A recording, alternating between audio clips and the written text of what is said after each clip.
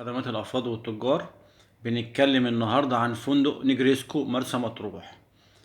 الفندق 3 نجوم، فيه مميزات كتيرة وفي بعض العيوب الصغيرة. هو قريب من مسجد العوام على الكورنيش، وقريب من سوق ليبيا، وقريب من جميع الخدمات بتاعة الخروج. الفندق يعتبر للعائلات مناسب، وهو رومانسي وتميز بالهدوء ما عدا في أوقات معينة. الفندق على الطراز اليوناني، والمسافة بينه وبين شاطئ كليوباترا 18 كيلومتر. الغرف بتاعته جيدة جدا، وفي شاشة LCD، والتكييف بتاعه ممتاز. الفندق بينظم رحلات بحرية.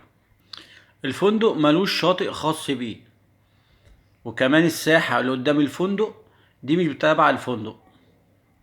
هو في معظم الأوقات رومانسي وهادئ، بس تحت الفندق من تحت بيبقى فيه أصوات وموسيقى وأغاني لغاية الساعة 7 الصبح. غير كده فهو هادئ. رقم تليفون الفندق 0464 934291، 0464 934291.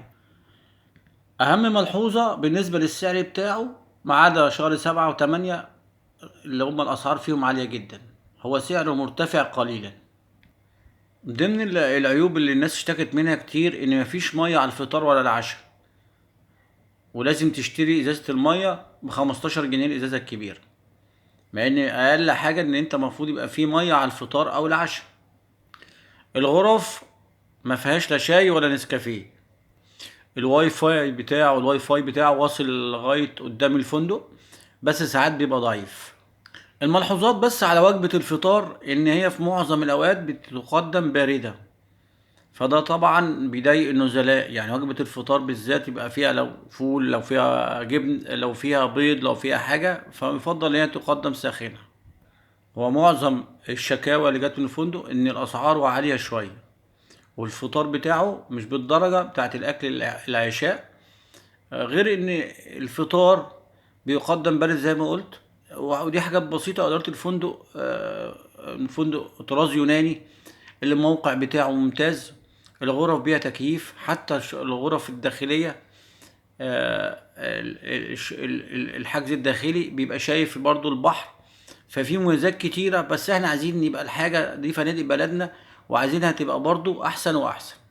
يعني متوسط سعر الفردين في الغرفة يقترب من ال4000 جنيه، يعني الفرد تقريبا في الليلة واقف ب2000 جنيه.